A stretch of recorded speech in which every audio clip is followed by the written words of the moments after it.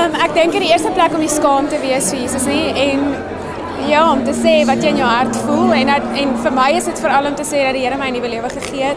En vandag is dit vir my lekker om kinders van die Here te vertel en vir hulle te wys jy kan so lyk en jy kan nog steeds die Here se kind wees. Jy hoef nie so te sit en prim en proper te wees en die Here wil hê jy moet jou lewe geniet. En ek dink om jou talente uit te leef, om dit wat die Here vir jou gegee het om te doen, effektief te doen en op jou beste te doen. Ek weet nie, dis 'n goeie vraag. Ek weet regtig nie, dis baie lekker om vanaand hier te wees. Ek het eendag van tevore 'n tempo gewen en ek kon hier wees met 'n ontvang nie.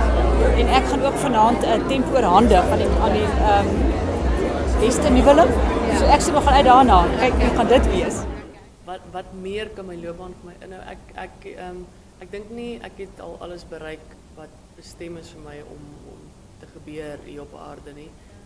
Ek glo die Here het nog groot planne met my en groot dinge wat voor lê. Ek glo so. En ja, ek het baie toekennings al gekry.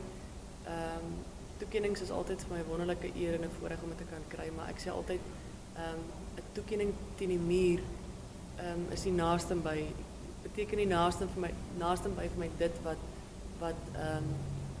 wat ek sien in iemand se oë waar ek 'n verskil of net 'n bemoediging of 'n versterking kon gee deur my musiek, deur mense wat na my toe kom en vir my sê jou musiek het my teruggelei na die Here toe, jou musiek het my gehelp om oor die dood van my kind te kom.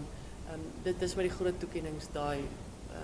Maar die wat in die mure hang is ook 'n groot eer, maar ek glo daar's baie dinge wat ek nog wil bereik. Ek wil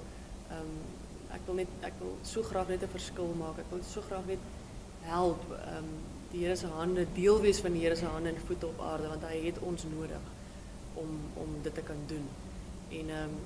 En natuurlik wil ek my wonderlike getroue ondersteuners gelukkig hou met nog wonderlike musiek in die toekoms.